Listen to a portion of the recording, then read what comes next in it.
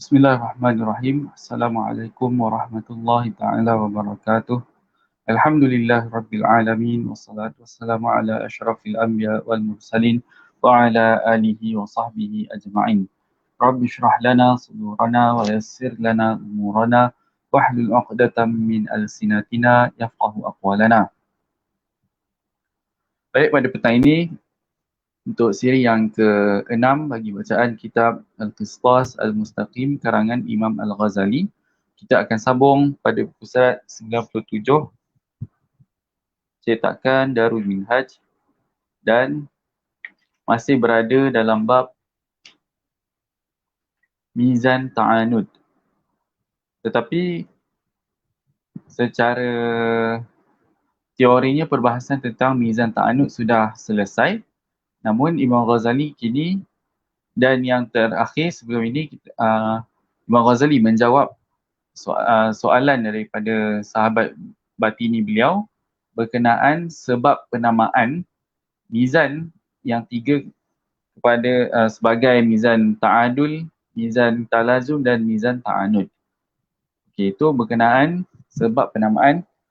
Jadi pada hari ini, selepas Imam Ghazali menyatakan sebab penamaan, Imam Ghazali akan menyatakan atau akan membuat perbandingan antara mizan Quran tersebut dengan mizan yang fizikal, antara pertimbangan ataupun antara neraca Quran dengan neraca fizikal. Jadi dari segi mana neraca Al-Quran tu dianggap sebagai neraca. Maksudnya macam mana kita kenal neraca fizikal, maka sedemikianlah kita boleh mengenali neraca Al-Quran. Jadi ada beberapa persamaan antara dua neraca tersebut dan Imam Ghazali akan nyatakan pada hari ini. Bismillahirrahmanirrahim. Faqala laqad fahimtu hadha kullahu walakin aina ma kunta wa'adtahu min anna hadha al-mizana lahu kiffatani wa 'amudun wahidun tata'allaqu bihil kiffatani jami'a walastu ara fi hadhihi al-mawazin al-kiffata wal 'amud wa aina ma dzakartahu min al-mawazin allati hiya ashbahu bil qabban. Soalan daripada sahabat batini ini ialah, sebelum ini dia mempersoalkan bahawa sebelum ini Imam Ghazali ada nyatakan bahawa mizan Quran yang Imam Ghazali nyatakan ada kifatan dan amud. Kifatan tu maksudnya dua sisi dan amud tu penengah dia. Penengah bagi neraca. Bayangkan ada dacing, satu dacing, dia ada dua sisi dia kan. So ada penengah dia. Maka penengah tu lah yang membuatkan kedua-dua sisi dacing saling berlaku pertimbangan. Maksudnya kalau sama berat, maka setaralah dacing tersebut. Setaralah dua-dua sisi dacing tersebut. Okey. Qultu hadhihi al-ma'arifu sittu qad istafattuha min aslain. Fa kullu aslin kifatun wal juz'ul mushtaraku bainal aslaini ad-dakhilu fihima 'amud.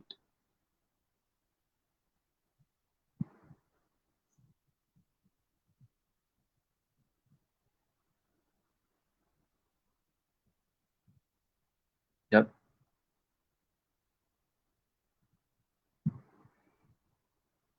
Sekejap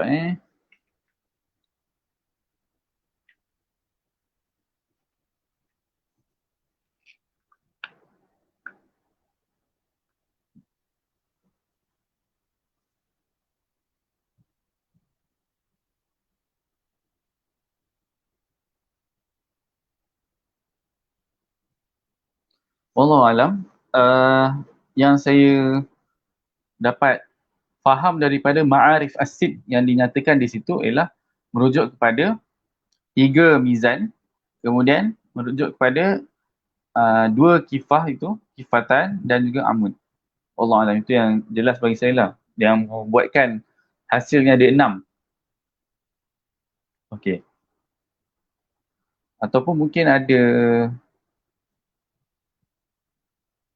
Wallahualam, yang saya fikir itu saja. Maksudnya 6 tu berasal dari 3 tambah 2 tambah 1 tu lah. Maksudnya 3 mizan, 2 kifah dan 1 amud. Itu yang jelas, itu yang zahir pada saya. Tapi saya tak pasti, mungkin ada yang lain kot. Allah alam. Okey. Qultu hadhihi al-ma'arif sittu qad istafadtuha min aslain. Fa kullu aslin kifah. 6 perkara ini diperoleh daripada 2 premis ataupun 2 asal ataupun 2 asas, iaitu setiap satu premis dikenali sebagai satu kifah, satu sisi dacing. Wal juz'ul mushtarak bainal aslaini ad-dakhilu fihima amud. Satu perkara yang dikongsi oleh dua premis tersebut ialah amud, atau dalam erti kata lain, dalam ilmu mantik ini dirujuk sebagai al-haddul awsat. Sebab ada 2 pengulangan, maka satu diulang dalam kedua-dua premis, maka dia dikira sebagai juz'ul mushtarak. Sebab kedua-dua premis mempunyai perkara tersebut. Wa adribu laka mithalahu minal fiqhiyat fala'allahu aqrabu ila fahmika fa aqulu qawluna kullu muskirin haramun kifah wa qawluna wa kullu nabidhin muskirun kifatun ukhra wan natijatu anna kulla nabidhin haram. Contoh yang melibatkan ilmu fiqh, iaitu yang pertama, premis pertama ialah setiap yang memabukkan haram. Yang kedua, setiap arak memabukkan ataupun setiap nabiz memabukkan. Maka natijah ni ialah setiap nabiz haram, setiap arak itu haram. Sebab pengulangannya ataupun amud di sini ialah muskir, sifat memabukkan. Faha huna fil aslaini thalathatu umurin faqat, an-nabidhu wal muskiru wal haram. Dalam 2 premis ini ada 3 perkara. Pertama, arak. Kedua, memabukkan. Dan ketiga, haram. Amma an-nabidhu fa innahu yujadu fi ahadil aslaini faqat, fahuwa kifah. Wa amma al-haramu fa yujadu fil asli thani faqat, fahuwa al-kifah الثانية. وأما المسكر فمذكور في الأصلين جميعا وهو مكرر فيهما مشترك بينهما فهو العمود والكفتان متعلقان به إذ إحداهما تتعلق به تعلق الموصوف بالصفة وهو قولك كل نبيذ مسكر فإن النبيذ موصوف المسكر والأخرى متعلقة به تعلق الصفة بالموصوف وهو قولك كل مسكر حرام.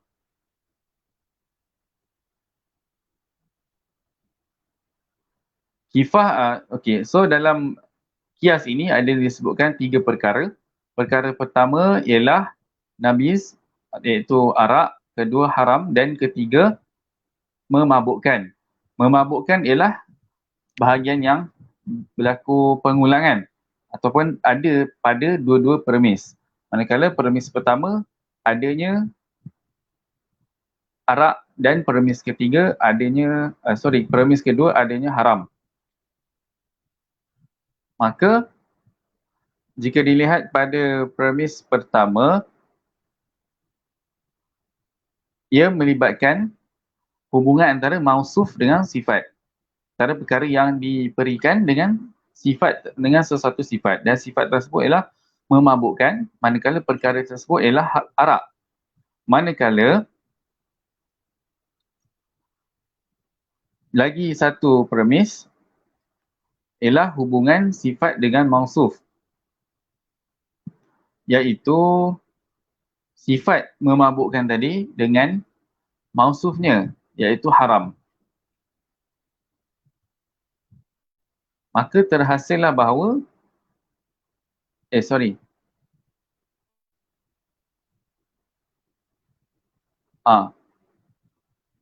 maka terhasillah bahawa setiap arak haram. Maksudnya arak tu dia ada, poin dia ialah arak ada 2 sifat, iaitu sifat memabukkan dan sifat haram. Fata'ammal dhalika hatta ta'arifa fa inna fasada hadzal mizani taratan yakunu minal kifah wataratan yakunu minal amud, wataratan yakunu min ta'alluqil kifati bil amud ala ma unabbihuka ala ramzin yasirin minhu fi mizan syaitan. Okey, macam mana neraca ni boleh rosak ataupun dikira sebagai mizan syaitan adalah kerana antaranya disebabkan masalah pada premis satu, kemudian ataupun bukan masalah pada premis, masalah pada haddul akbar dengan haddul asghar satu, kemudian masalah pada haddul awsat iaitu amud, dan pada masalah yang ada yang berhubung kait iaitu pada hukum yang berhubung kait antara haddul awsat dengan sama ada haddul asghar dengan haddul akbar. Itu satu hal. Dan dari satu segi lain, dari beberapa ada lagi faktor lain yang boleh merosakkan kias. Dan faktor ini dinyatakan dalam Isaruji. Seingat saya ada dalam Isaruji yang ada faktor yang 8. Maksudnya bila, dan ada juga dalam Sulam ataupun Idahul Mubham. Maksudnya kalau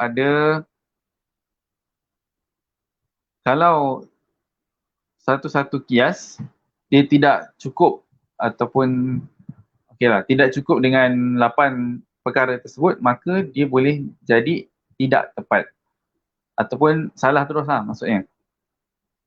Wa ammal mushbihu bil qabban fahuwa mizanut talazum. So sekarang ni tentang perbandingan dalam mizan talazum pula. Sebabnya mizan talazum ini kat sini dikata qabban. Qabban tu dia macam saya tak pasti nama. Rasanya nama dalam Melayu dia sama je, semua dacing. Tapi dia punya term English ni ialah still yard balance. Still yard balance ni ialah dia memanjang. Dia ada pemberat dia ada dia ada penengah dia, kemudian ada dia punya batang dia lah, batang dia yang memanjang tu. Cuma batang yang mengandungi pemberat lebih panjang daripada bahagian batang yang memegang perkara yang ditimbang. Dan bahagian yang lebih panjang tu ada dia punya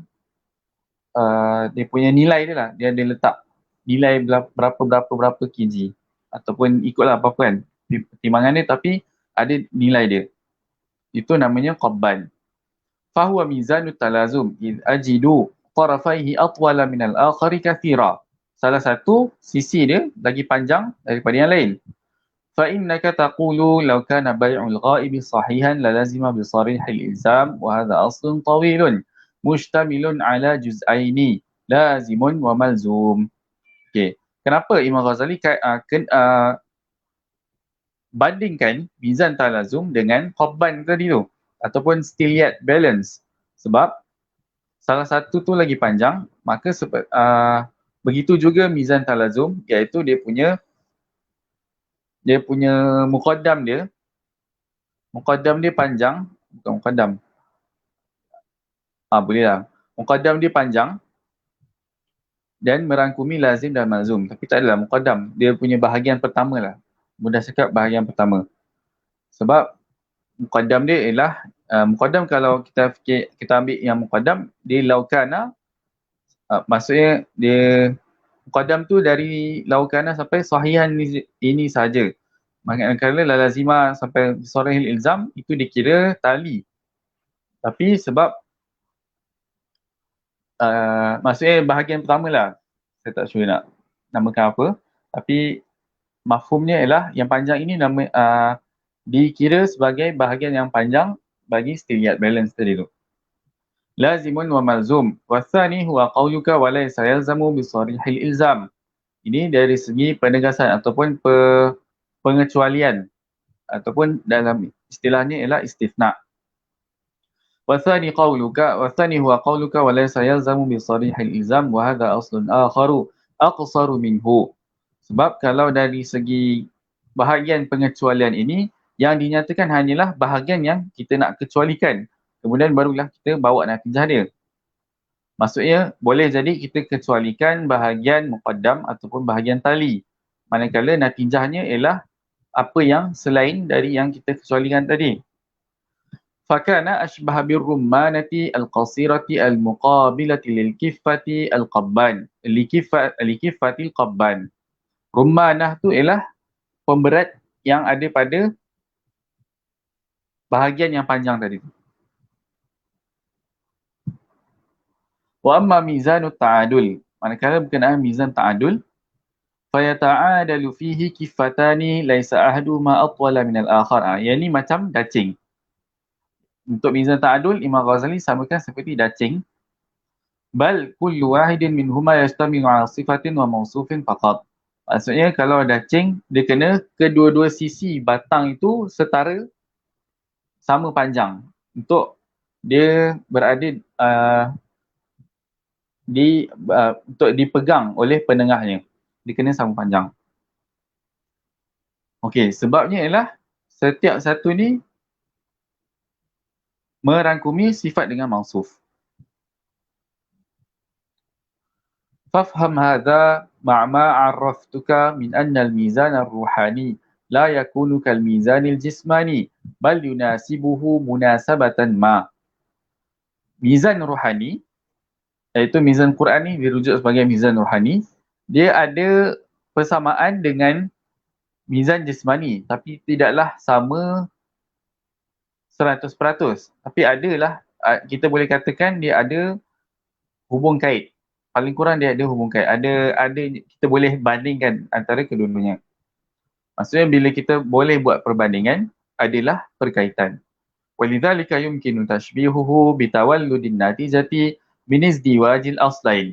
Idh yajibu an yadkhula syai'un min ahadil aslaini fil akhar wa huwa al-muskirul mawjudu fil aslain hatta tatawalladan natijatu. Iaitu kita boleh menggabungkan, kita boleh menghasilkan natijah daripada gabungan dua premis. Iaitu sebagaimana contoh yang dibawakan sebelum ni. فَإِنْ لَمْ يَدْخُلْ مِنْ أَحَدِ الْأَصْلَيْنِ فِي الْآخَرِ شَيْءٌ لَمْ تَتَوَلَّدْ مِنْ قَوْلِكَ كُلُّ مُسْكِرٍ حَرَامٌ وَكُلُّ مَغْصُوبٍ مَضْمُونٌ.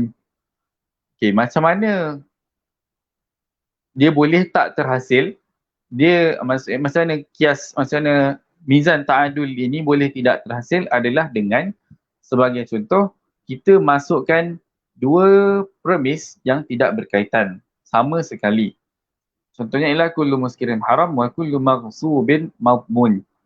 Setiap yang memabukkan tu haram dan kemudian setiap perkara yang dirampas boleh di madmun, apa nak cakap, boleh diberikan jaminan. So dua premis ini tak ada kaitan langsung. Lam tatawalad min qawlika,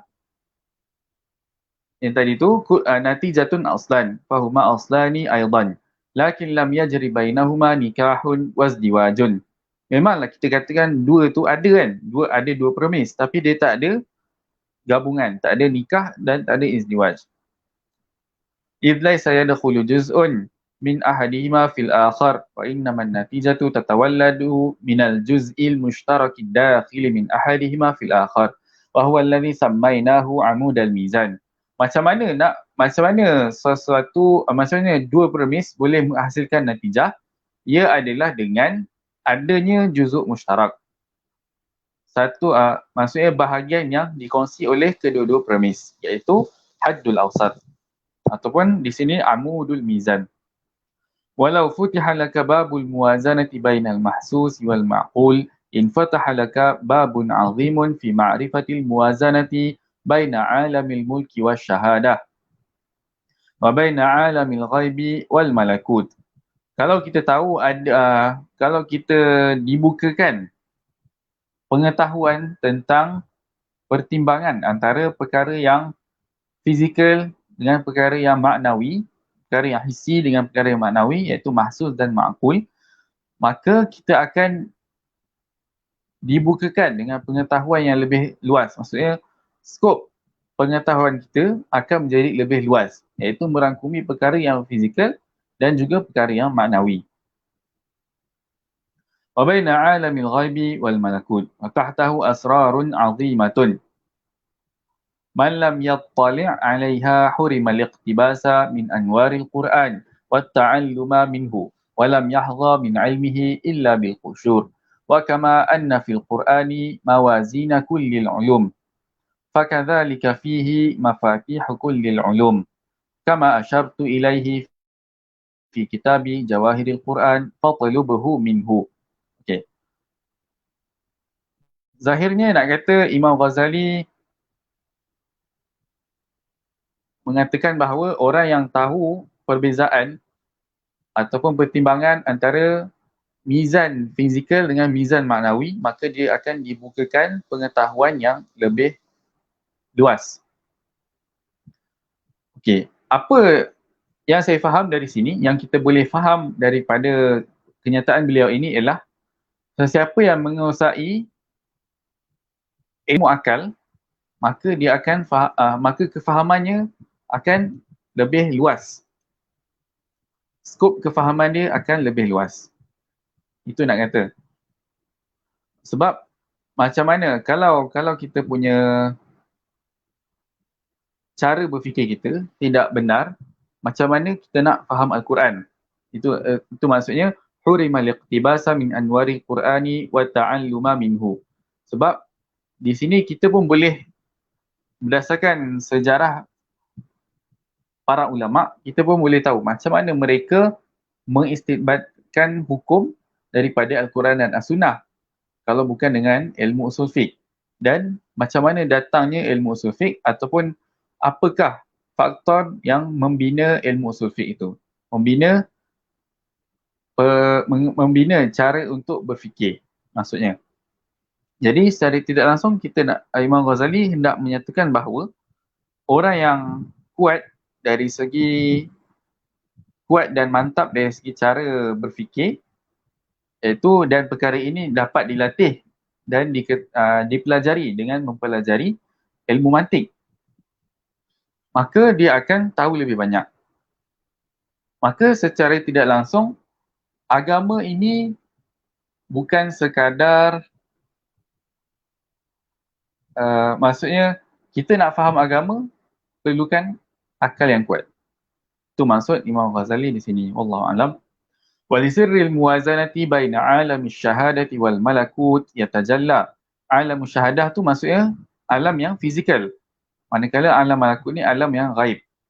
Alam yang ghaib di sini boleh faham bahawa dia merujuk kepada benar-benar alam yang ghaib tu ataupun perkara yang memerlukan pemikiran rinci daripada akal. Yatajalla fil manami al-haqa'iqul ma'nawiyatu fil amsilatil khayaliyah. Lianna ru'ya juz'un minan nubuwati wa fi 'alamin nubuwati yatajalla tamamul mulki wal malakut. Dengan pengetahuan dalam perbandingan antara alam syahadah dengan alam malakut, maka akan jelas, maka dia dapat membantu kita untuk kalau dalam konteks Imam Ghazali nyatakan kat sini ialah menafsirkan mimpi lah. Sebab mimpi itu adalah sebahagian li'anna ru'ya juz'un minan nubuwah. Mimpi itu adalah sebahagian daripada kenabian.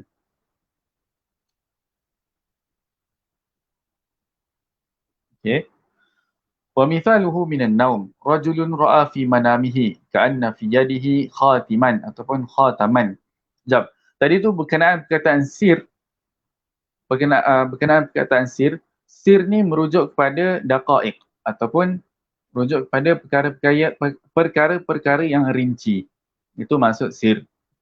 Dan ini kan ada kalanya dijadikan istilah oleh kaum sufi ataupun oleh dalam karya-karya sufi sir, tapi dia punya muradif dia dalam kitab-kitab contoh usul ataupun fiqh, dia merujuk kepada nuktah. Maksudnya perkara-perkara yang nuktatun, perkara-perkara yang rinci. Okey, Imam Ghazali membawakan contoh tentang mimpi tadi tu. Misaluhu minan naumi rajulun ra'a fi manamihi ka'anna fi yadihi khataman ataupun khatiman yakhtimu bihi afwahar rijali wa furujan nisa. Faqassa ru'yahu ala ibn Sirin faqala innaka mu'adhdhinun tu'adhdhinu fi ramadana qabla subhi faqala huwa kadhalik. Contoh, ada seorang lelaki yang lihat dalam mimpinya bahawa dia menggunakan cincin pada tangan dia, sama ada cincin ataupun cop mohor, dua-dua boleh membawakan makna yang sama. Maka dengan cop mohor tersebut, dia menutup mulut lelaki dan kemaluan wanita. Maka Ibn Sirin ini adalah ulama yang dikenali dengan masyhur dengan kitab dia berkenaan pentafsiran mimpi. Ibn Sirin menyatakan bahawa engkau ni adalah seorang muazzin yang melaungkan azan pada bulan Ramadan sebelum subuh. Faqala huwa kadhalik. Dan orang tu pun membenarkan kata-kata Ibn Sirin tersebut.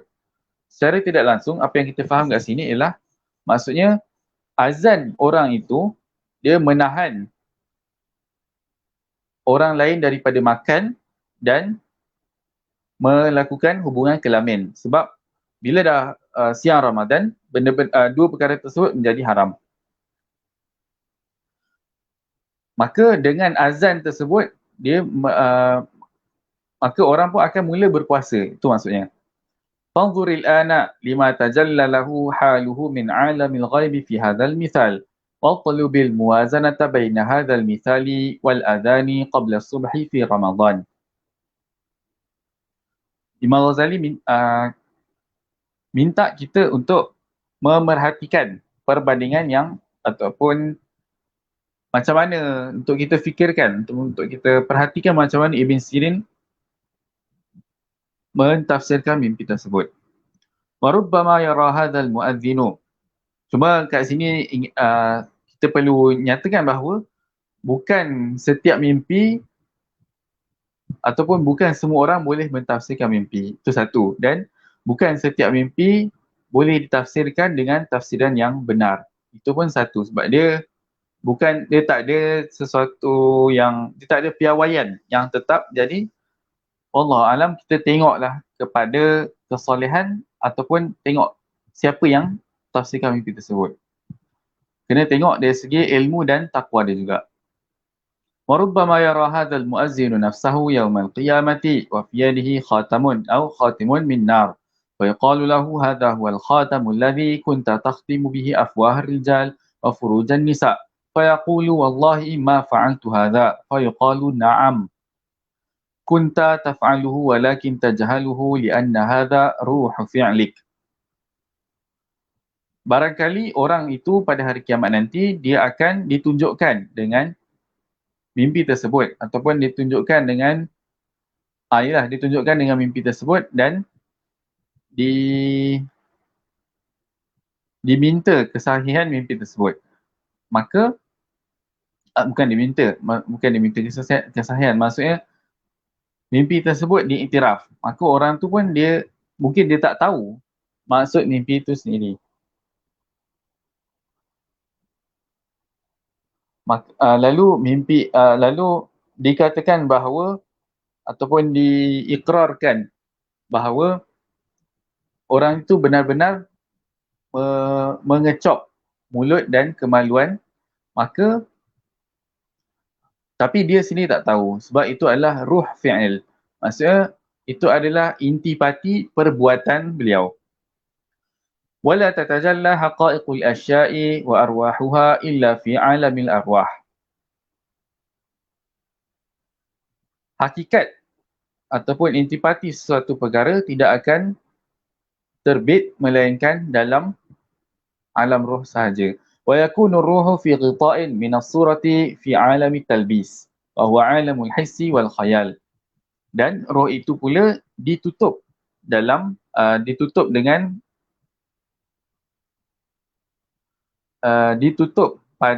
dalam alam talbis, iaitu alam fizikal ini dan juga khayalan. Wal'ana qad kashafna 'anka ghita'aka fabasaruka al-yawma hadid. Wa kadzalika yaftadhihu kullu man taraka haddan min hududis syar'i. Maka begitu juga orang yang melanggar arahan agama, suruhan agama. Wa in aradta lahu tahqiqan fatlubuhu min babi haqiqatil maut min kitabi jawahiril Quran la tara fihi al-ajaib. Untuk kita lebih memastikan apa yang teori yang Imam Ghazali nyatakan ini, beliau suruh kita rujuk kitab Jawahirul Quran, iaitu pada bab haqiqatul maut. Wa atlil ta'ammula fihi. Wa atilit ta'ammula fihi, dan panjangkan renungan dalam bab tersebut. Fa'asaka yanfatihu laka rawzanatun ila alamil malakuti tastariqu minhal sam'a.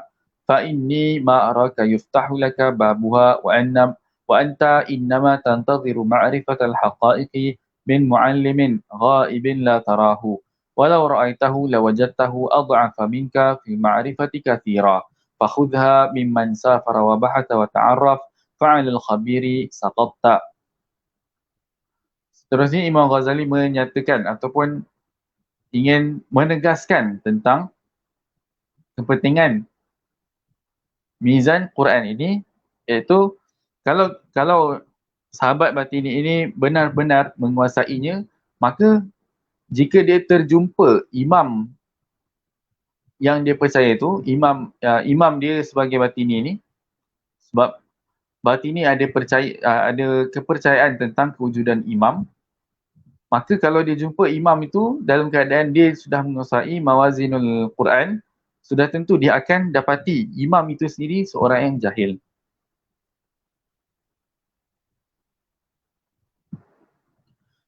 Maksudnya, doktrin batiniyah tidak akan lebih kuat daripada mawazin Quran.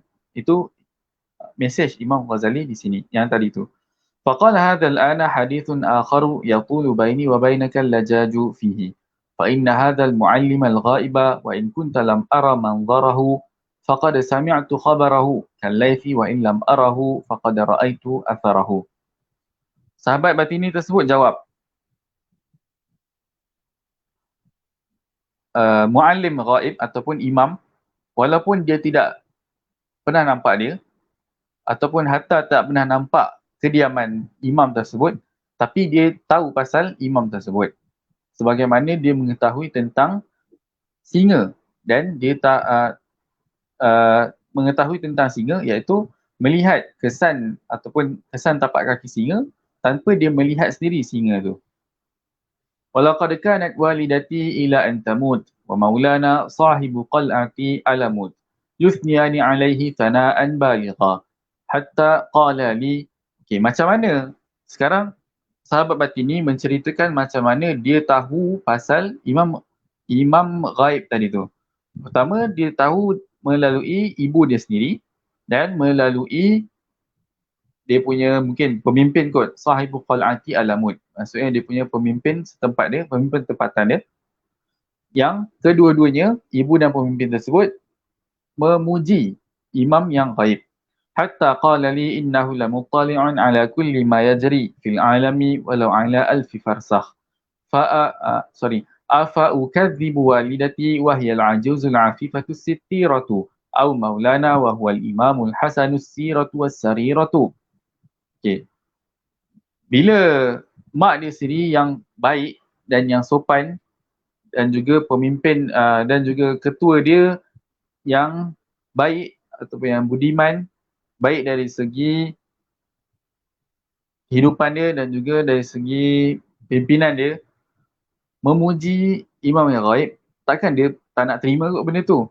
Sebab dia orang sendiri cakap imam yang ghaib ini mengetahui setiap perkara yang berlaku dalam alam ini, walaupun jarak antara imam itu dengan perkara yang berlaku tersebut ialah 1000 farsakh. Sejauh 1000 farsakh.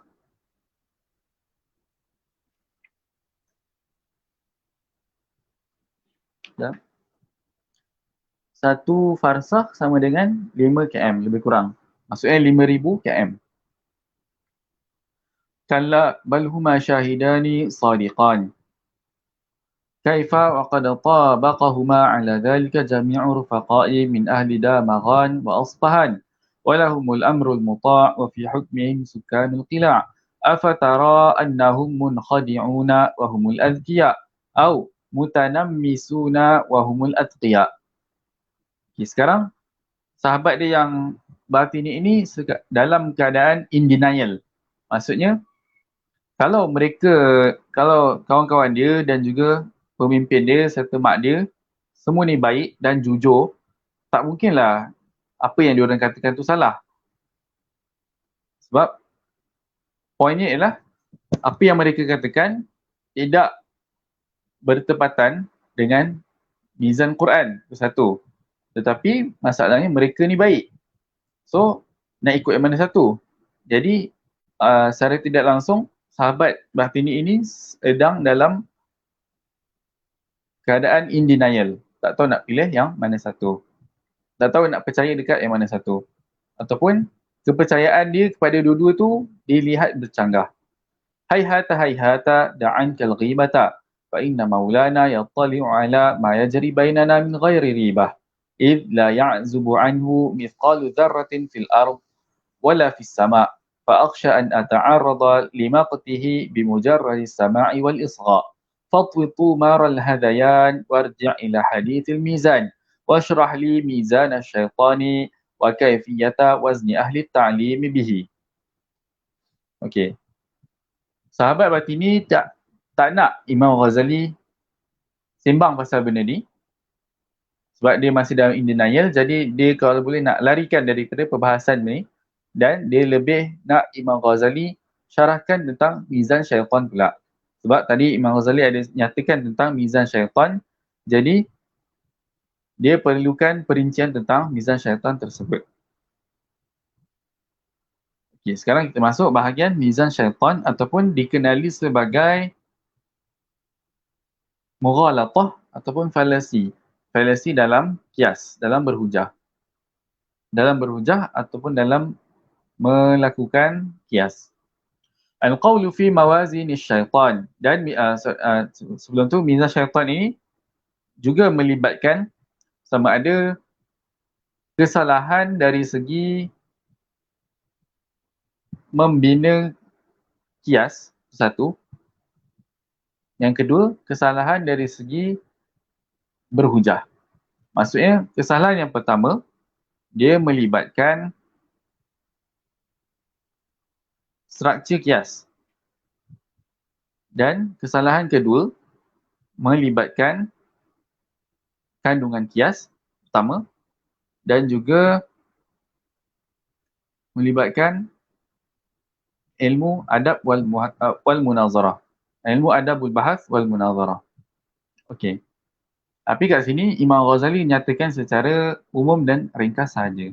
Al-qawlu fi mawazin syaitan wa kaifiyati wazni ahli ta'limi biha.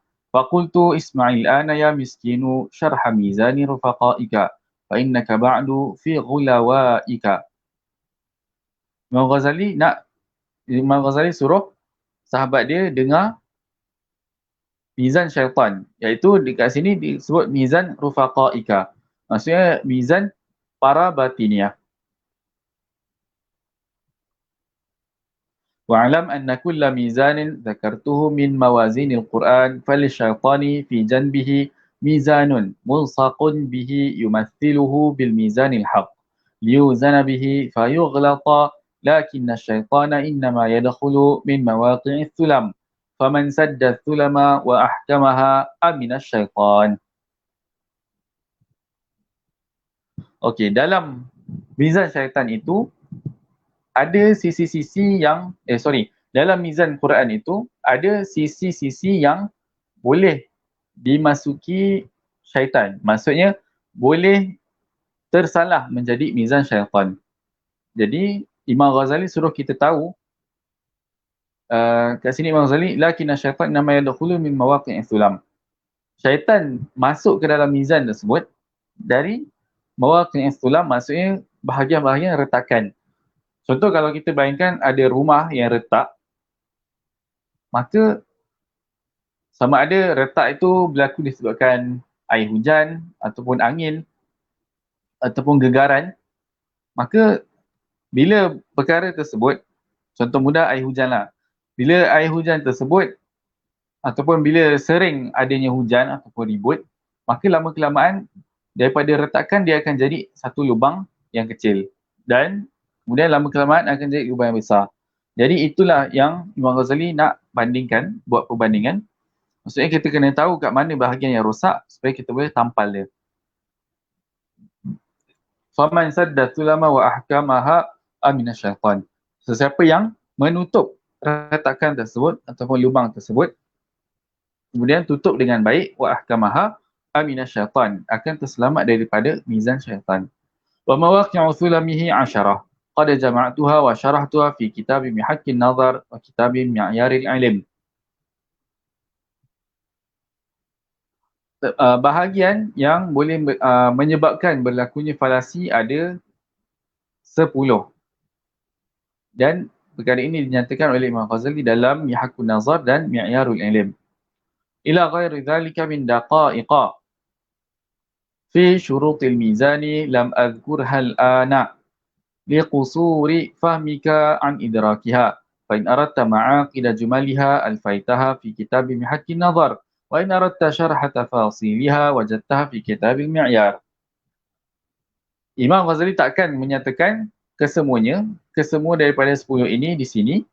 Tapi kalau nak tahu secara lebih, secara ringkas, boleh rujuk kitab Mihakkun Nazar. Manakala kalau nak tahu secara terperinci, boleh rujuk Mi'yarul Ilm. Lakin uqaddimul ana unmudajan wahidah. Imam Ghazali nak bawa satu contoh sahaja. وذلك هو الذي ألقاه الشيطان في خاطر الخليل عليه السلام إذ قال الله تعالى وما أرسلنا من قبلك من رسول ولا نبي إلا إذا تمنى ألقى الشيطان في أمنيته فينسخ الله ما يلقي الشيطان الآية وإنما ذلك في مبادرته إلى الشمس وقوله هذا ربي هذا أكبر ولأجل أنه أكبر أراد أن يخدعه. Contohnya ialah pada ayat Hadza Rabbi Hadza Akbar.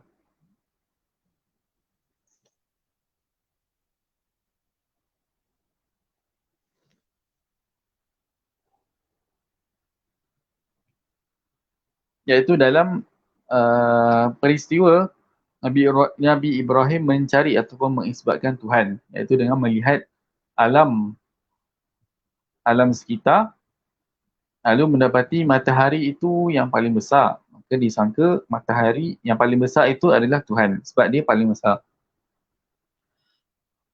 Wa kaifiyatul wazni bihi annal ilaha huwal akbar.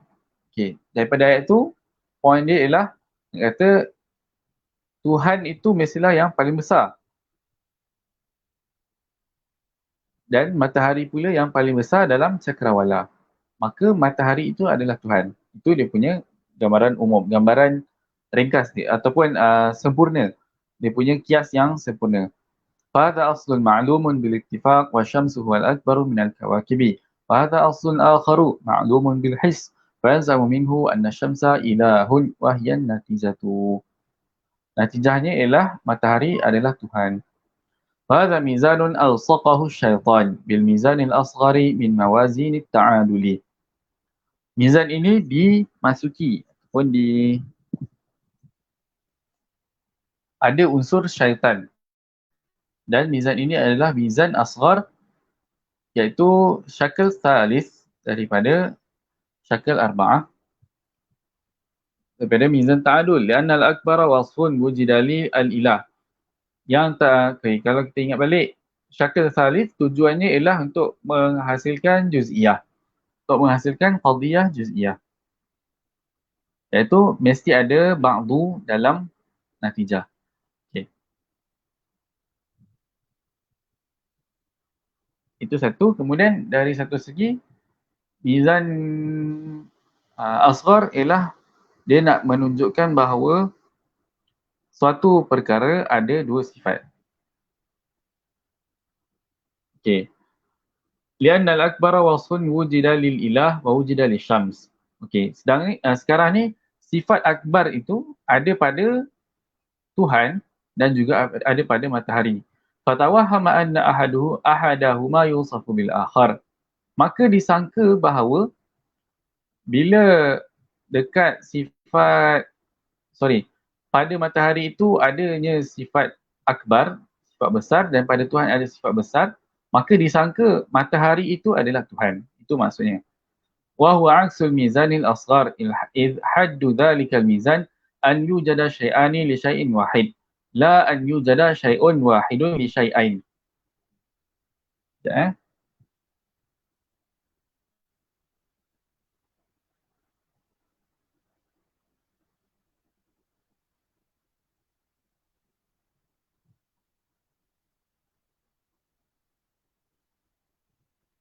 okay.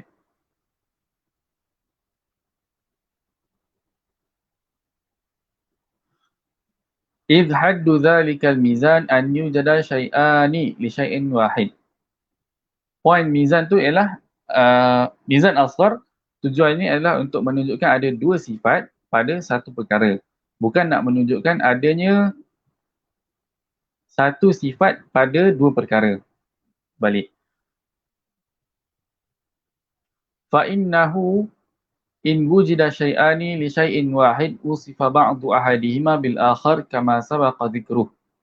Amma idza wujida syai'un wahidun li syai'aini fala yusafu ahadu syai'aini bil akhar fanzur kaifa yulabbisu syaitanu bil aksi.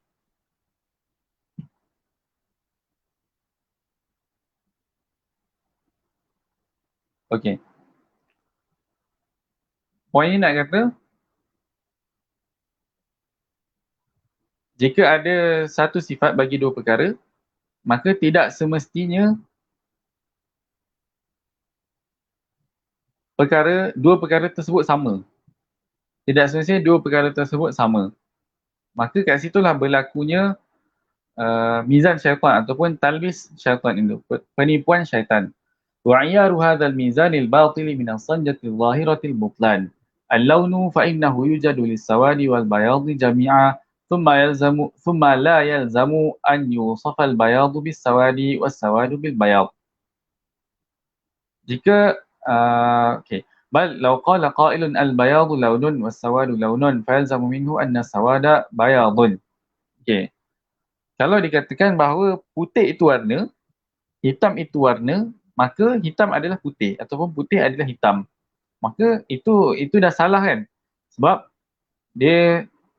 kita kena tengok juga konten dari segi susunan ayat, dari segi struktur tu nampak betul, tapi bila kita ambil kira dari sudut konten, maka natijahnya salah. Kana khata'an batilan. Fakadzalika qawluhu al-ilahu akbar wa syamsu akbar fa syamsu ilah. Maka sama juga halnya dengan matahari dan Tuhan tadi itu. Fahadha khata'un idh yajuzu an yusafa al-mutadaddani biwasfin wahid.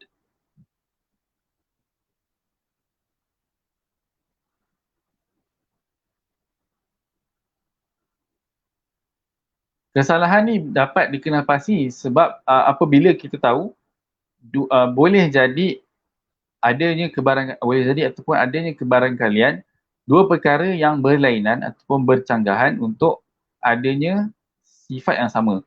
Bila adanya sifat yang sama, dia bermaksud sifat itu secara umumnya sama, tapi secara terperinci ataupun secara essence sifat tu berbeza. Maksudnya, bila A ada sifat yang sama dengan B, tak bermaksud kedua-dua sifat tu sebiji dari segi diri sifat itu sendiri. Tapi sebiji itu dari segi apa yang terhasil, apa yang tampak daripada sifat tadi tu. Apa yang tampak daripada sifat, maksudnya apa yang tampak daripada sifat dan ada pada dua perkara tersebut. Malah sesuatu sifat boleh jadi subjektif. Maksudnya boleh jadi nampak sama pada dua perkara tapi dia hakikatnya berbeza. Fattisafu syai'aini biwasfin wahidin la yujibu baina syai'aini ittisala. Dua perkara yang ada satu sifat tidak bermaksud dua perkara tersebut ada kesinambungan. Ataupun kat sini ada kesinambungan lah. Lakin ittisafu syai'in wahidin bi syai'aini yujibu baina wasfaini ittisala. Tetapi kalau kita katakan adanya dua sifat pada satu perkara, itu bermaksud dua sifat tersebut ada kesinambungan, iaitu dia menempel ataupun dia wujud pada perkara yang sama. وَمَنْ كَلَّ فَهْمُهُ لَمْ يُدْرِكِ التَّفْرِقَةَ بَيْنَ اتصاف شَيْءٍ بِشَيْئَيْنِ وَبَيْنَ اتصاف شَيْئَيْنِ بِشَيْءٍ. Sesiapa yang lemah pemahamannya ataupun tumpul pemahamannya, maka dia tak boleh nak bezakan antara dua perkara ini, dua perbezaan ini. فَقَالَ قَدِ اتَّضَحَ لِي بُطْلَانُ هَذَا وَلَكِنْ مَتَى وَزَنَ أَهْلُ التَّعْلِيمِ كَلَامَهُمْ بِهِ. Okay. Sahabat Batini kata, benda ni dah jelas bagi aku, dah jelas salah. Tapi masalahnya bila sahabat-sahabat ta'lim itu menggunakan mizan syaitan ni. Qultu wazanu bihi kalaman kathiran. Asyuhu ala awqati an udayyi'aha bihikayatihi. Lakin urika an unmudhajan wahida. Imam Ghazali jawab, aku tahu mereka ada mereka banyak gunakan ataupun mereka banyak melakukan kesalahan ini. Tapi aku tak nak buang masa dengan sebut semua-semua tu dan cukup dengan satu contoh sahaja. فَلَقَدْ سَمِعْتَ كَثِيرًا قَوْلَهُمْ إِنَّ الْحَقَّ مَعَ الْوَحْدَةِ وَالْبَاطِلَ مَعَ الْكَثْرَةِ وَمَذْهَبُ الرَّأْيِ يُفْضِي إِلَى الْكَثْرَةِ وَمَذْهَبُ التَّعْلِيمِ يُفْضِي إِلَى الْوَحْدَةِ فَيَلْزَمُ مِنْهُ أَنْ يَكُونَ الْحَقُّ فِي مَذْهَبِ التَّعْلِيمِ. Okay, ini tentang konsep konsep kebenaran dan juga kebatilan di sisi ahli ta'lim, di sisi batiniyah, iaitu mazhabur ra'yi. Mazhabur ra'yi ni maksudnya mazhab yang menggunakan akal. Mazhab yang menggunakan akal akan menghasilkan, akan membawa kepada natijah yang banyak. Akan menghasilkan pemahaman yang banyak. Iaitu itu yang dimaksudkan dengan yufdi ilal kathrah. Manakala mazhab ta'lim ataupun batini ataupun batiniyah hanya akan menghasilkan kefahaman yang satu. Jadi kalau ada kefahaman yang satu dengan kefahaman yang banyak, mestilah kefahaman yang satu tu benar kan? Sebab dia ada satu lah. Maksudnya, okay, kemudian macam mana dia boleh kata yufdi ilal wahdah? Maksudnya sebab semua merujuk kepada imam yang sama. Bila merujuk kepada imam yang sama, maksudnya tak ada isu lah. Tak ada persanggahan, semua ikut cakap lah imam tu. Sama kes macam sahabat pada zaman Nabi Muhammad kan. Maksudnya Nabi tu ada, ikut je apa yang Nabi katakan. Walaupun kita tahu dari segi ada beberapa kes yang berbeza antara para sahabat. Tapi kebanyakan, maksudnya pada zaman Nabi hidup, memang sahabat ikut para Nabi, ikut Nabi Muhammad SAW sahaja. Maka kerana itulah mereka, iaitu ahli ta'lim dan juga Syiah antaranya, menyatakan bahawa adanya imam selepas Nabi Muhammad SAW, iaitu tak nak untuk memastikan kebenaran terjaga dan adanya wahdah dari segi pemikiran, maka kena ada imam. Itu dia punya pembinaan pemahaman mereka. Qala na'am, qad sami'tu hadha kathiran wa'taqadtuhu wa'arifuhu burhanan qati'an la ashukku fihi. Sahabat ta'limi menjawab bahawa dia dah dengar dan dia sendiri percaya dengan konsep ini. Maksudnya kathrah yufdi ilal batil dan wahdah yufdi ilal haq. Dan dia kepercayaan dia tu berdiri di atas burhan yang pasti, di atas suatu bukti yang pasti. Qultu fahadha mizanu syaitan unzur kaifan takasa rufaqa'uka ista'malu qiyas syaitani wa mizanahu fi ibtali mizanil khalili salawatullahi alaihi wa sairil mawazin. Imam Ghazali tegaskan bahawa inilah mizan syaitan. Dia suruh sahabat ta'limi itu untuk lihat pada kawan-kawan dia bahawa mereka dah menggunakan mizan syaitan ini dan secara tidak langsung membatalkan mizan yang diajarkan oleh Nabi Ibrahim AS. قال وما وجه تخريجه عليه فقلت الشيطان إنما يلبس في الموازين بتكثير الكلام فيه وتشويشه حتى لا يعلم منه موضع التلبيس. Apa sahabat Batini tanya, apa cara ataupun apa solusi untuk solusi ke? Maksudnya apa cara, okey, apa bukti nak menunjukkan pegangan dia ni sebagai satu mizan syaitan?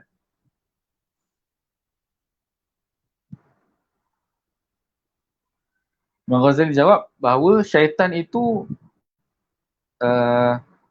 suka membuatkan orang pening ataupun suka membuatkan orang tertipu. Wahada kalamun kathir hasiluhu anna al-haqqa yusafu bil wahdah. Antaranya ialah hak ataupun kebenaran ditunjukkan dengan wahdah, dengan konsep wahdah. Kebenaran maksudnya kebenaran ada pada konsep wahdah. Fahadha aslun wa anna madhhab at-ta'limi yusafu bil wahdah. Itu satu, tadi itu satu premis. Premis kedua ialah mazhab ta'lim ini bersifat wahdah ataupun diberikan dengan sifat wahdah. Fahadha aslun akhar fayaqulu fayalzamu minhu anna madhhab ahli at-ta'limi yusafu bil haqq. Maka natijahnya ialah mazhab ahli ta'lim ini diberikan dengan sifat kebenaran. لأن الوحدة وصف واحد واتصف به شيئان فيجب اتصاف أحد الشيئين بالآخر كقول القائل اللون وصف واحد اتصف به البياض والسواد جميعا فيلزم اتصاف البياض بالسواد. Imam Ghazali kemudian bawa contoh bahawa wahdah itu adalah satu sifat, tetapi sifat ini ada pada dua perkara. Wahdah satu sifat, tapi sifat ini ada pada dua perkara, iaitu perkara yang dimaksudkan di sini ialah satu kebenaran, satu lagi ahlu ta'lim. Maksudnya mazhab ta'lim. Mazhab ta'lim tu ada sifat wahdah, kebenaran ada sifat wahdah, maka kebenaran adalah maka mazhab ta'lim itu adalah benar. Itu point dia.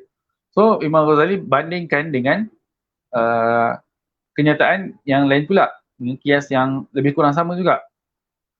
Warna adalah sifat yang dirangkumi oleh sifat putih dan hitam. Maka secara tidak langsung sifat putih adalah sifat hitam. Itu maksudnya. Maksudnya putih itu bersifat hitam. Wa kaqawli syaitan al-akbar wasfun wahidun yattasifu bihi ilahu wa syamsu falzamu minhu an tattasifa syamsu bil ilah. Sama juga dengan contoh bahawa akbar ataupun besar, sifat besar ialah satu sifat yang dikongsi oleh Tuhan dan matahari. Maka matahari itu adalah Tuhan. Itu dia punya contoh. Contoh mizan syaitan ini. فلا فرق بين هذه الموازين الثلاثة أعني وجود اللون للسواد والبياض ووجود الأكبر للإله والشمس ووجود الوحدة للتعليم والحق فتأمل لتفهم ذلك. Jadi fikirkanlah tentang perbezaan ataupun tentang ketiga-tiga contoh yang diberikan ini. Maka kita akan lihat bahawa satu sifat yang ada pada dua perkara tidak memastikan dua perkara tersebut saling berkaitan. Maka sebaliknya, dua sifat yang ada pada satu perkara memastikan dua sifat tersebut berkaitan, iaitu dari segi perkara yang mempunyai dua sifat tersebut. فقال قد فهمت هذا قطعا ولكني لا أقنع بمثال واحد فاذكر لي مثالا آخر من موازين رفقائي ليزداد قلبي سكونا إلى انخداعهم بموازين الشيطان. Sahabat Batini itu tidak puas hati dan dia nak Imam Ghazali bawakan lagi banyak contoh. Qultu amma sami'ta qawlahum innal haqqa imma an yu'rafa bil ra'yi al mahdi aw bit ta'lim al mahdi. وإذا بطل أحدهما ثبت الآخر وباطل أن يكون مدركا بالرأي العقلي المحض لتعارض العقول والمذاهب فثبت أنه بالتعليم. Okey. Tadi tu contoh yang diberikan adalah berkenaan mizan asghar. Sekarang ni berkenaan mizan ta'anud. Sebab kawan dia minta dia bagi contoh, jadi dia bawakan lagi contoh yang lain. Dan dalam bentuk mizan ta'anud ataupun syartiyah munfasilah. Okey, bunyinya ialah innal haqqa imma an yu'rafa bir ra'yil mahdi aw bit ta'limil mahdi. Di situ ada au, maksudnya dua perkara tu berbeza. Kebenaran hanya akan diketahui dengan ra'yul mahdi, iaitu akal yang mutlak ataupun dengan ta'lim yang mutlak. Wa idza batala ahaduma, jika salah satu salah, maka salah satu benar. Itu maksudnya. Maka seperti mana yang sudah diketahui bahawa akal saling bercanggahan. Ta'arudil uqul wal mazahib, akal saling bercanggahan, maka benarlah mazhab ta'lim. Sebab maksudnya bila akal saling bercanggahan, maka mazhab ra'yu atau mazhab ra'yi salah, maka yang benar ialah mazhab ta'lim. Faqala wallah qad sami'tu dhalika kathira wa huwa miftahu da'watihim wa unwanu hujjatihim. Dan sahabat batin itu kata, betul, inilah yang dia selalu dengar. Dan inilah yang mereka doktrinkan. Dan inilah permulaan doktrin mereka. Dan dari satu poin ialah, kalau kita lihat, memang ramai golongan batini yang ada pada zaman sekarang pun guna cara ini untuk menyebarkan doktrin mereka. Iaitu semestinya orang lain salah dan kita je yang betul. Tetapi untuk mengatakan kita je yang betul ini tidak pula dibawakan bukti yang kukuh. Jadi itu satu permasalahan. Itu satu teknik dakwah mereka. Dan mereka juga tidak suka untuk bukan tidak suka, memang mereka selalu, memang mereka akan mengelak daripada membuktikan kebenaran yang mereka bawa. Sebaliknya mereka hanya mendoktrin, hanya sentiasa membawa dakwah yang belum tentu benar, belum tentu salah, tapi memang semestinya salah lah. Maksudnya lebih kepada doktrin, ulang apa yang ingin disampaikan, apa yang ajaran yang mereka ingin bawa. Satu ulang, satu lagi menyalahkan pihak lain tanpa membawa bukti. Qultu fahadha wazdun bimizan syaitan alladhi alsaqahu bimizan at-ta'anud. فإن إبطال أحد القسمين ينتج ثبوت الآخر ولكن بشرط أن تكون القسمة منحصرة لا منتشرة والشيطان يلبس المنتشرة بالمنحصرة وهذه منتشرة إذ ليست دائرة بين النفي والإثبات بل يمكن بينهما قسم ثالث وهو أن يدرك بالعقل والتعليم جميعا. Apa yang ada pada contoh tadi tu, ia disangkakan sebagai munhasirah. Tetapi itulah tipu daya syaitan yang menipu bahawa pilihan yang bersifat munhasirah itu hakikatnya muntashirah. Maksudnya bila mizan ta'anud, kita mesti nyatakan bahawa adanya dua pilihan ataupun adanya pilihan yang tetap. Adanya pilihan yang tetap. Maksudnya kita tak boleh berpada dengan, contoh, tak boleh berpada, macam mana nak cakap? Tak. Contoh, kalau ada tiga pilihan, kita kena nyatakan ketiga-tiganya. Kita tak boleh menyatakan dua sahaja. Itu maksudnya. Jadi, mizan syaitan yang ada pada mizan ta'anud tadi tu adalah menyatakan bahawa pilihannya sama ada yang benar itu ra'yun mahdun ataupun ta'lim mahdun. Sedangkan boleh untuk kita bayangkan adanya yang ketiga, iaitu gabungan kedua-dua perkara tersebut. Itulah falasi yang ada pada mizan, contoh ataupun yang ada pada dakwaan batini tadi. وَعْيَارُهُ مِنَ الصَّنْجَاتِ الْمَعْلُومَةِ بُطْلَانُهَا قَوْلُ الْقَائِلِ الْأَلْوَانُ لَا تُدْرَكُ بِالْعَيْنِ بَلْ بِنُورِ الشَّمْسِ فَقُلْنَا لِمَا قَالَ لَا تَخْلُو إِمَّا أَنْ تُدْرَكَ بِالْعَيْنِ أَوْ بِنُورِ الشَّمْسِ وَبَاطِلٌ أَنْ تُدْرَكَ بِالْعَيْنِ لِأَنَّهَا لَا تُدْرِكُ بِاللَّيْلِ فَثَبَتَ أَنَّهَا تُدْرَكُ بِنُورِ الشَّمْسِ. Contoh lain tentang hal ini ialah kenyataan bahawa warna hanya warna sama ada diketahui dengan mata ataupun dengan cahaya. Iaitu kat sini cahaya apa ni? Cahaya matahari. So ada dua je. Dua pilihan saja.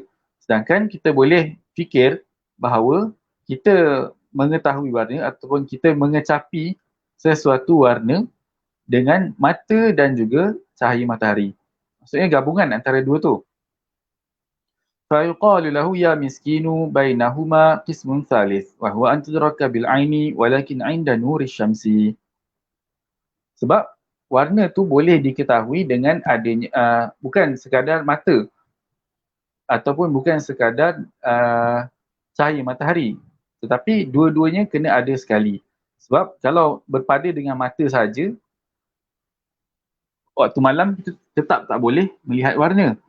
Dan kalau berpada dengan cahaya matahari saja, orang buta pun tetap tak boleh melihat warna. Maka kena ada kedua-dua perkara ini, iaitu adanya mata, iaitu di sini maksudnya penglihatan, dan adanya cahaya matahari ataupun cahaya saja. Faqala qad fahimtu hadha aidan lakin uridu an tazidani syarhan lil ghalati al waqi'i fil unmudhaj al awwal wa huwa hadithul haqqi wal wahdah fa inna at-tafattuna li mawdi'il ghalati minhu latifun jiddan. Sahabat batini minta Imam Ghazali syarahkan lagi sekali tentang contoh yang pertama, iaitu tentang kebenaran dengan wahdah, dengan kesatuan. Sebab pada dia benda ni susah untuk difahami. Qultu wajhul ghalati. So dia minta Imam Ghazali nyatakan secara terperinci ataupun secara spesifik dekat mana bahagian yang salah. Qultu wajhul ghalati ma dzakartu wa huwa iltibasu ittisafi syai'in wahidin bi syai'aini bi ittisafi syai'aini bi syai'in wahid. Imam Ghazali katakan bahawa tempat kesalahannya, tempat falasi tersebut ialah pada menyamakan, pertama, menyamakan antara ayat bahawa dua sifat yang ada pada satu perkara, satu, dan dua perkara yang ada satu sifat yang sama. So, falasi itu berlaku pada penyamaan dua konteks tadi tu, dua ayat tadi tu. Sebab kedua-duanya berbeza. Secara makna kedua-duanya memang berbeza. Walakinna asla hadzal ghalati ihamul akas. Okey. Ini Imam Ghazali menyatakan apa tadi tu secara nak kata agak umum, macam mana, agak panjang, tapi yang lagi terperinci, yang lagi khusus ialah ihamul akas. Sangkaan berlakunya akas. Sangkaan berlakunya pembalikan antara dua ayat tadi tu. Fa inna man alima anna kulla haqqin wahidun rubbama dhanna anna kulla wahidin haqqun. Setiap seorang yang tahu bahawa setiap kebenaran itu satu, mungkin akan menyangka bahawa setiap yang satu itu kebenaran. Walaysa yalzamu hadzal akas. Sedangkan benda ni, dua ayat ini tidak memastikan adanya pembalikan. Maksudnya bila diterbalikkan tak bermaksud sama, tak membawa makna yang sama.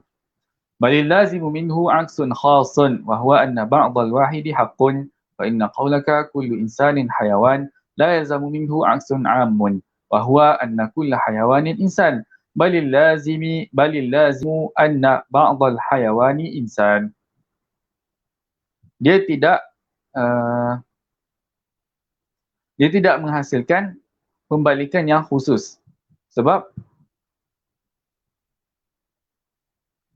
kulliyah mujibah bila dia terbalikkan jadi juz'iyah mujibah. Dia tidak boleh jadi kulliyah mujibah juga. Dia boleh jadi kulliyah mujibah, boleh jadi kulliyah mujibah kalau dia punya maudhu' dan mahmul dia bersifat tasawi. Tapi kalau satu tu bersifat am dan satu lagi bersifat khusus, maksudnya maudhu' bersifat khusus dan mahmul bersifat am, maka dia kena jadi juz'iyah mujibah ataupun mujibah juz'iyah.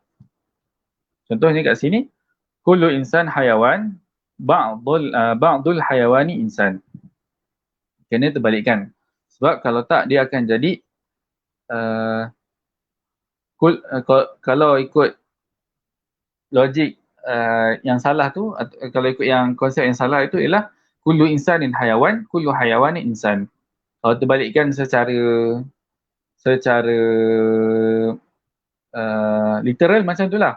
Setiap insan ialah haiwan dan setiap haiwan ialah insan. Salah lah maksudnya. Sebab kita kena ambil kira umum dan khusus, maudhu' dan mahmul. Umum khususnya maudhu' mahmul itu. ولا يستولي الشيطان بحيلة على الضعفاء أشد وأكثر من إيهام العكس العام حتى ينتهي إلى المحسوسات حتى إن من رأى حبلا أسود مبرقش اللون يرتاع منه لشبهه بالحية وسببه معرفة أن كل حية فطويل مبرقش اللون فيسبق وهمه إلى عكسه العام ويحكم بأن كل طويل مبرقش اللون فهو حية وكان اللازم منه عكسا خاصا وهو أن بعض الطويل المبرقش حية لا أن كله كذلك. Sama juga kes dengan orang yang nampak ada satu perkara yang panjang dan dia berwarna, dia bercorak. Warna dia bersifat bercorak. Maka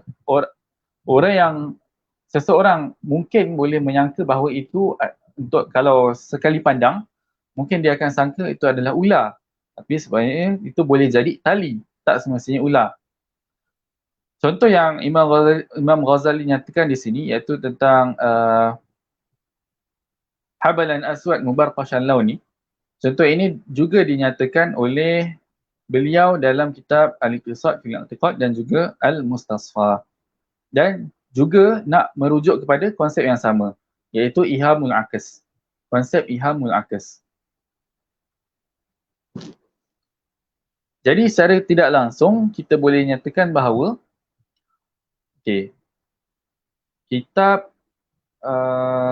Iqtisad ditulis, dikarang oleh Imam Ghazali seingat saya sebelum kitab Mi'yarul Ilm ataupun sebelum Mihakun Nazar.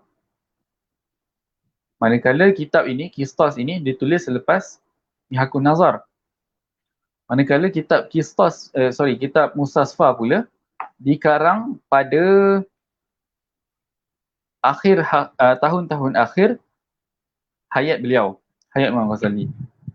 Maka dari satu segi kita boleh lihat bahawa corak pemikiran beliau tidak berbeza. Maksudnya tidak seperti yang sebahagian pihak, terutamanya orientalis, yang menyatakan bahawa Imam Ghazali setelah beruzlah di Dimashq, beliau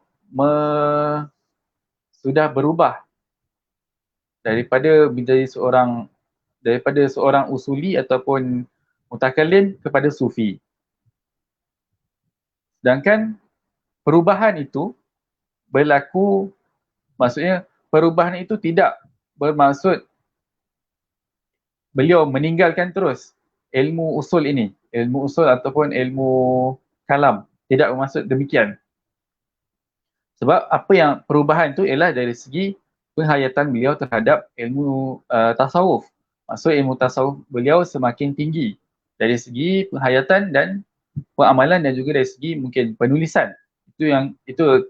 Itu uh, teori yang ataupun dakwaan yang boleh digunakan untuk menyanggah pihak yang mengatakan bahawa Imam Ghazali pada akhir hayat menolak ilmu kalam dan juga ilmu usul. Dan sebenarnya lebih kepada menolak ilmu kalam, itu teorinya, itu bunyi dakwaan tersebut. Sekejap,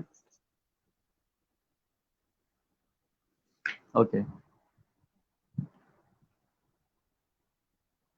Wa fil aksi wan naqidi daqaiqu kathiratun la tafhamuha illa min kitabi mihakkin nazari wa mi'yaril alim. Berkenaan naqid dengan akas, ini pun adalah salah satu antara bab dalam ilmu mantik, iaitu pertama bab akas dan kedua bab naqid ataupun nawaqid, uqus wan nawaqid. Dan Imam Ghazali saran untuk dirujuk kitab Mihakun Nazar dan Mi'yarul Alim. Sebab di dalam kitab Qisas ini, sebagaimana yang saya katakan pada permulaan siri ini, itu siri yang pertama, bahawa kitab Qisas bukanlah suatu kitab mantik untuk kita belajar. Maksudnya bukan kitab darsi, tapi dia sekadar kitab yang uh, menjawab persoalan. Itu tujuan dia.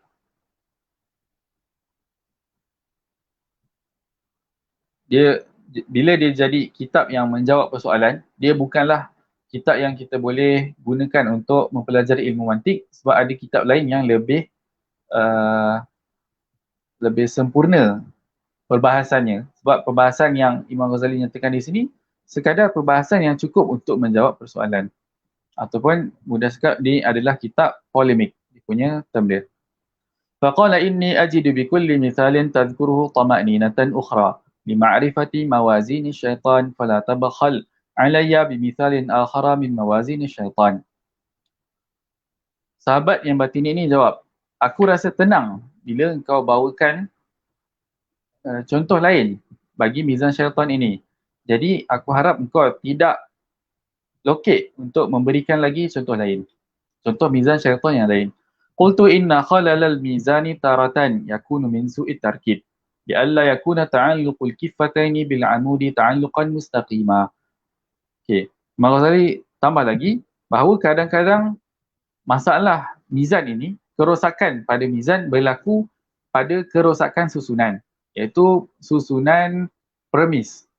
Maksudnya macam contoh yang disebut sebelum ni, apabila premis yang dibawakan tidak ada kaitan, maka itu pun jadi problem. Maksudnya tidak akan menghasilkan natijah yang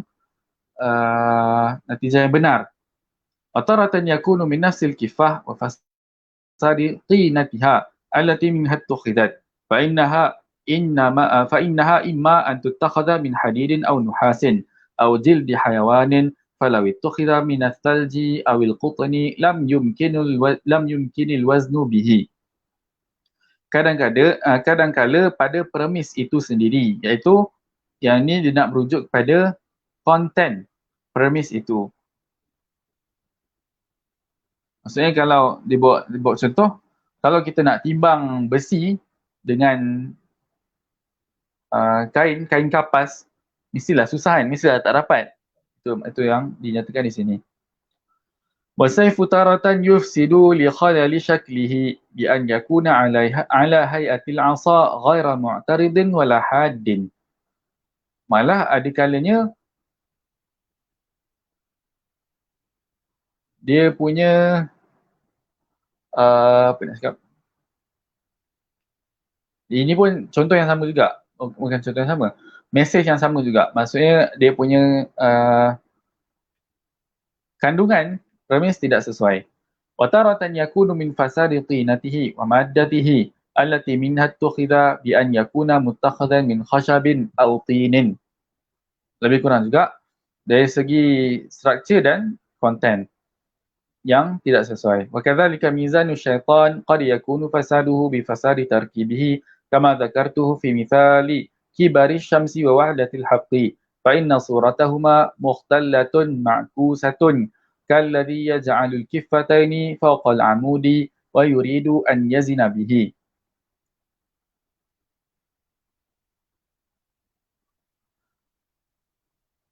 Dan demikianlah mizan syaitan yang ada banyak yang boleh berlaku kesalahan dari segi salah susun. Sebagaimana yang contoh yang beliau nyatakan sebelum ini. Wa taratan yakunu li fasadil maddah ka qauli iblisa ana khairun minhu khalaqtani min nar wa khalaqtahu min tin. Fi jawabi qaulihi ta'ala ma mana'aka an tasjuda lima khalaqtu biyadai. Contohnya dari segi maddah, maksudnya isi ataupun konten kias itu sendiri. Kita habiskan bab ni sampai surat 114. Sekarang muka surat 111 sikit lagi.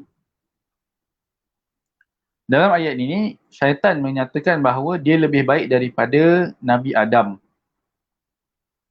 Sebab dia diciptakan daripada api dan Adam pula diciptakan daripada tanah. So, macam mana dakwaan syaitan ini boleh terhasil? Dia adalah dengan ia adalah disebabkan arahan daripada Allah Ta'ala untuk sujud kepada Adam. Waqad adraja iblisu fi hadha mizanain. Di sini iblis dia saya cerita dulu. Iblis dia salah. Okey, pertama Allah suruh iblis sujud kepada Adam. Tapi iblis tak nak.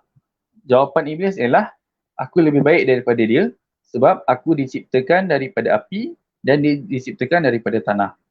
So problemnya ialah iblis nak menyatakan bahawa kemuliaan iblis itu kerana dia dicipta daripada api. Manakala kehinaan secara tidak langsung, kehinaan Adam adalah kerana dia dicipta daripada tanah. Itu poin iblis yang dia nyatakan dalam ayat ini. Okey. إِذْ عَلَّلَ مَنْعَ السُّجُودِ بِكَوْنِهِ خَيْرًا مِنْهُ. Dia tak nak sujud sebab dia lagi baik. Dia lagi baik sebab dia diciptakan daripada api. ثُمَّ أَثْبَتَ الْخَيْرِيَّةَ بِأَنَّهُ خُلِقَ مِنْ نَارٍ فَإِذَا صَرَّحَ بِجَمِيعِ أَجْزَاءِ حُجَّتِهِ وَجَدَ مِيزَانَهُ مُسْتَقِيمَ التَّرْكِيبِ لَكِنْ فَاسِدَ الْمَدَّةِ. Dari segi mizan tu, dari segi tarkib ataupun susunan, mizan nampak betul tapi maddah tu confirm salah. Wa kamalu suratihi an yaqula ana khairun minhu wal khairu la yasjud. Dia punya susunan yang sempurna ialah aku lebih baik daripada Adam dan yang lebih baik ini tidak akan sujud kepada yang kurang baik daripada dia lah. Maksudnya kurang mulia. Aku lebih mulia daripada Adam dan aku selaku yang lagi mulia tidak akan sujud kepada yang kurang mulia daripada aku. Li'annahu ghairu ma'lum. فأنا إذن لا أسجد فكلا أصلي هذا القياس ممنوع. Dua premise ini adalah salah. Li'annahu ghairu ma'lum, sebab tak diketahui. Ghairu ma'lum kat sini ialah tak diketahui hubungannya. Apa kaitannya dia lagi mulia dengan diciptakan dengan daripada api kan? Tak dikaitan pun sebenarnya. Wal ilmul khafiyyu yuzanu bil ulumil jaliyah. Perkara yang tersembunyi, perkara yang rinci, kita timbang dengan perkara yang jelas. Wa ma dzakarahu ghairu jaliyyin wala musallam. Tapi kemudian apa yang syaitan cakap ini, apa yang iblis cakap ini tidak jelas dan tidak boleh diterima sebab kita katakan idh naqulu lahu la nusallimu annaka khair wa hadha man'ul asli al-awwal.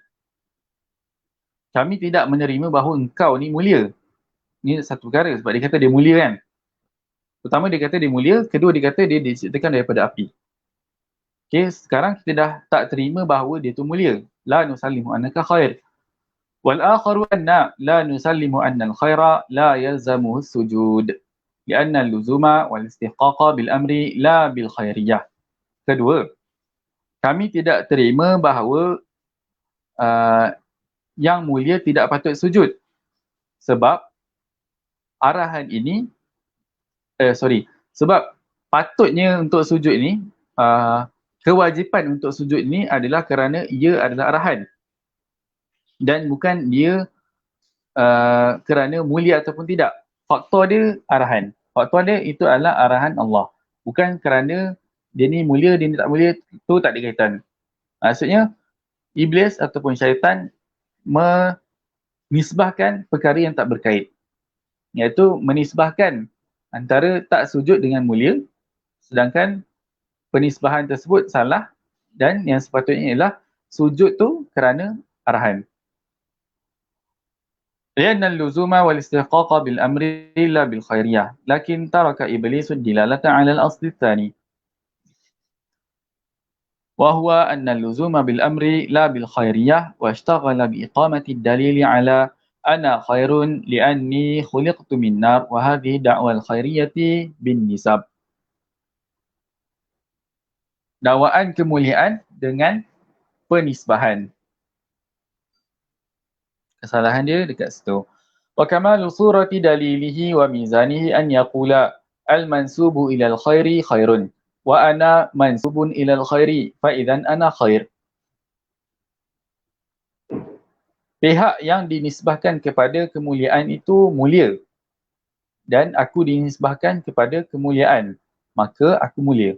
Wakil tahataini kifataini aidan fasidatan. Dua premis kat sini pun salah. Sebab lianna la nusallimu anna al-mansuba ila al-khairi khair, bal al-khairiyatu bi sifati dzat la bin nisab. Kami tidak terima bahawa penisbahan bahawa pihak yang dinisbahkan kepada kebaikan ini baik. Sebab dinisbahkan kepada kemuliaan ini mulia. Sebab kemuliaan itu adalah sifat zat itu sendiri. Maksudnya dia bersifat zati. Dia bukan sekadar idhafah, dia bukan sekadar penisbahan. Maksudnya secara tidak langsung nak kata sebenarnya yang mulia ialah Allah Subhanahu Wa Taala dan bukan makhluk dia. Manakala makhluk tu boleh jadi mulia kerana diangkat ataupun kerana diiktiraf sebagai mulia oleh Allah Subhanahu Wa Taala. Fa yajuzu an, maksudnya secara tidak langsung tak bolehlah nak mengiktiraf kemuliaan diri sendiri macam tu je. Tak ada makna. Dia bukan bersifat zati. Fa yajuzu an yakuna al-hadidu khairan min az-zajaj ataupun zujaj. Thumma yuttakhadha min az-zujaji bi husni san'ati ma huwa khairun min al-muttakhadhi min al-hadid. Boleh jadi sebab kalau kita tengok dari segi apa yang iblis bawa tadi tu,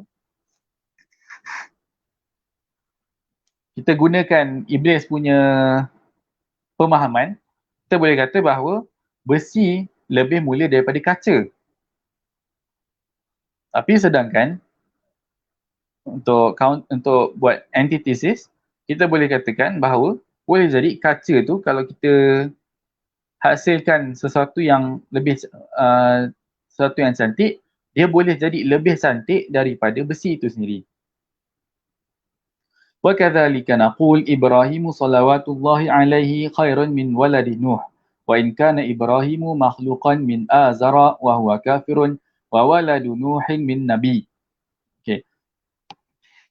Macam tu juga kita boleh kata Nabi Ibrahim kan Ibrahim bin Azar kan. Ini satu teori lah. Ini satu pandangan. Dan Imam Ghazali kat sini membawa pandangan tu ataupun menerima pandangan tu. Ibrahim bin Azar, dan Azar itu diketahui dia kafir, lebih mulia daripada anak Nabi Nuh. Anak Nabi Nuh yang ditenggelamkan dalam banjir tu. Sedangkan dia tu anak Nabi. Dia dinisbahkan kepada Nabi yang mulia. So dia sepatutnya mulia. Kalau ikutkan logik iblis, dia sepatutnya mulia lah.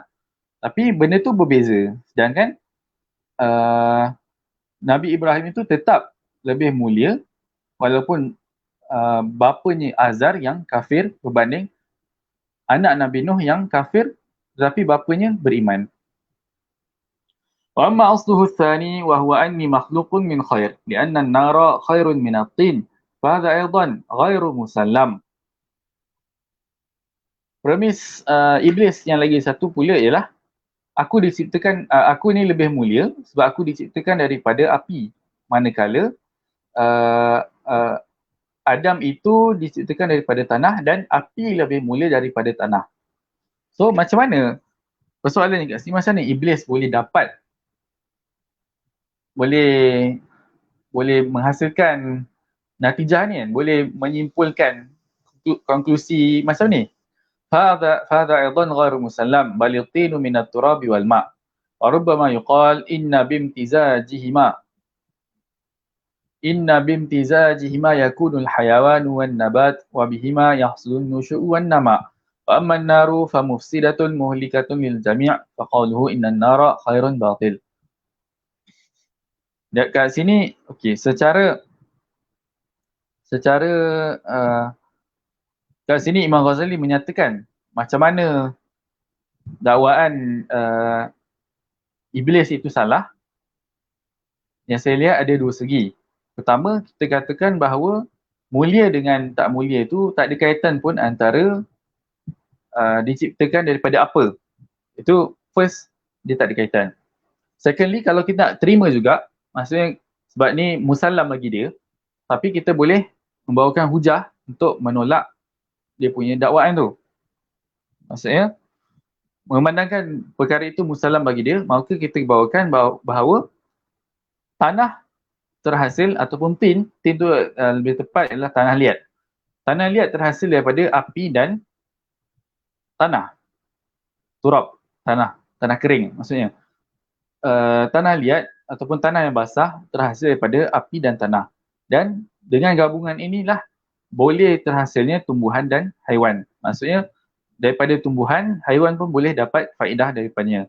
Maka adanya unsur nusyuk dan nama'. Ada unsurnya perkembangan. Tapi lain pula dengan api. Api itu dia sentiasa membinasakan, mufsidah wa muhlikah lil jami'.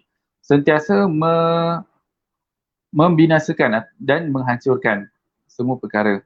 Maka secara tidak langsung dakwaan iblis bahawa api lebih mulia daripada tanah itu salah. Fadhil mawazinu sahihatus surah. Fasidatul maddah tushbihu sayfal muttakhadha minal khashab. Bal huwa kasarabin biqi'atin yahsabuhu dham'anu ma'a. Mizan yang iblis gunakan ini secara struktur atau secara gambaran, secara strukturnya benar, tapi dari segi konten dia salah. Sebab ia adalah, kat sini Imam Ghazali ibaratkan seperti pedang yang dihasilkan daripada kayu. Maksudnya bila di kayu dia belum tentu kukuh, belum tentu kuat dan juga belum tentu tajam. Ataupun dia adalah seperti, yang ni iktibas daripada Al-Quran, seperti Fata Morgana. Fata Morgana yang disangkakan air oleh orang yang dahaga. Maksudnya dia sebenarnya tak ada apa-apa, kosong.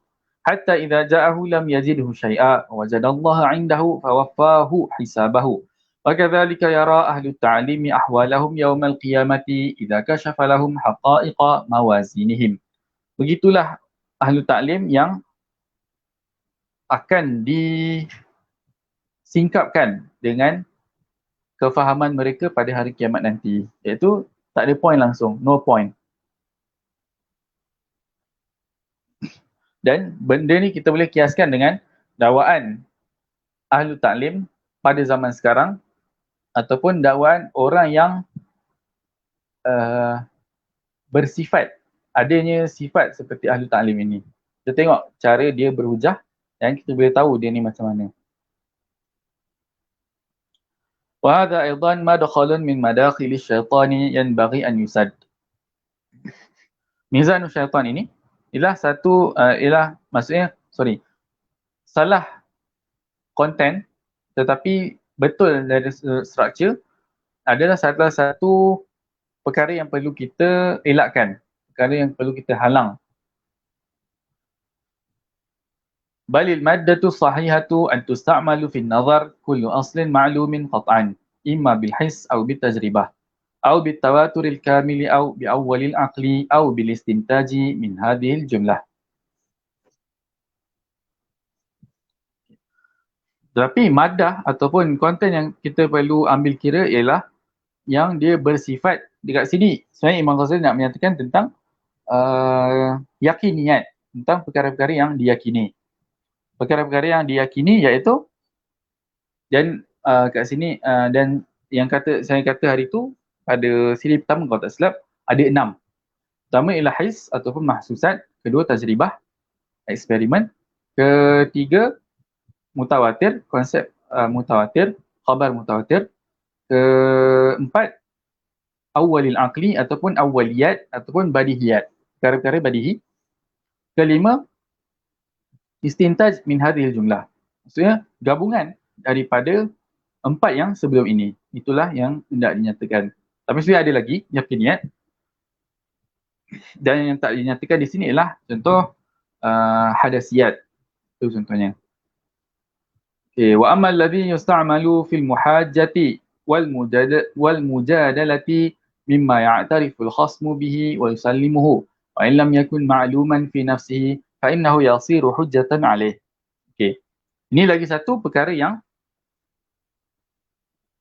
pertama mula-mula contoh yang kat atas ni, madah sahihah allati tusta'mal fi nazar.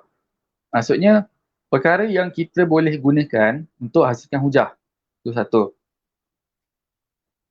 Cara lain untuk hasilkan hujah ataupun untuk betul lah, untuk hasilkan hujah. Maksudnya untuk menghasilkan hujah dalam tujuan untuk menyangkal hujah pihak lawan. Pihak lawan tu tak semestinya bermaksud adanya perdebatan, tapi boleh jadi pihak lawan ataupun maksudnya hujah yang nak disangkal ni ialah hujah yang lemah. Kita gunakan hujah pihak lawan ataupun hujah yang lemah tadi dengan menerimanya sebagai suatu penerimaan bagi orang yang menerimanya. Tapi kita sendiri dari segi pegangan, kita tak terima pun benda tu. Tapi kita gunakan benda tu untuk kita sangkal orang tu sendiri. Ataupun dalam istilah mantiknya ialah qiyas khulf ataupun dalilul khulf. Wa in lam yakun ma'luman fi nafsihi fa innahu yasiru hujjatan alayh wa kadzalika yajri fi ba'dhi adillatil Qur'an fala yanbaghi an tunkara adillatal Qur'ani idza amkanaka at-tashakkuku fi usuliha li'annaha uridat ala tawaifa kanu mu'tarifina biha. Begitu dan qiyas khuluf ni ada dinyatakan dalam Quran dan dia bermaksud ialah boleh jadi kita, maksudnya poin dia ialah kita boleh dia punya term dia ialah istishkal. Maksudnya kita boleh wujudkan unsur syak. Maksudnya orang tu terima sebab dia rasa benda tu benar. Tapi kita boleh wujudkan rasa tak benar terhadap benda tu. Itu maksudnya. Dan konsep ini ada digunakan sendiri oleh Al-Quran. Sebab Al-Quran dia bukan sahaja hendak menyatakan ataupun Al-Quran bukan sekadar mengisbatkan, tapi Al-Quran juga ada unsur penafian. Maksudnya menafikan pihak yang salah. Jadi dalam Al-Quran ada ayat yang menunjukkan kesalahan pihak tertentu. Tapi kita kena faham antara konsep subut dengan isbat. Iaitu subutnya musallamat khasam tersebut di dalam Al-Quran. Kemudian itu satu, maksudnya benda tu dinyatakan dalam Al-Quran, kita tak boleh nak tolak dia. Tapi kita kena tahu tujuan Al-Quran menyatakan dia, iaitu dari sini ialah mengisbatkan kesalahan perkara tersebut. Sebab benda tu ditujukan kepada golongan yang sesat contohnya. Jadi kita kena faham bahawa perkara ini ayat Quran, tapi ia ditujukan pada golongan yang sesat. Ataupun dia nak menunjukkan kesalahan golongan yang sesat. Jadi itulah maksudnya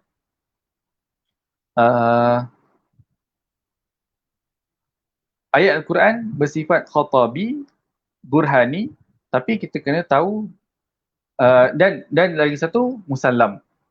Dia adalah musallam. Maksudnya dia boleh jadi musallam tapi boleh dia tak semestinya burhani sebab dia boleh untuk tashkik. Tapi poin tashkik tu ialah untuk orang yang sesat, bukan untuk orang yang beriman. Allah alam, demikian saja untuk petang ini dan saya fikir agak lama, hampir 1 jam 40 minit. Jadi itu saja. Wassallallahu ala sayyidina Muhammad wa ala alihi wa sahbihi ajma'in walhamdulillahi rabbil alamin. Seterusnya kita akan sambung pada hari Isnin insya-Allah. Assalamualaikum warahmatullahi taala wabarakatuh.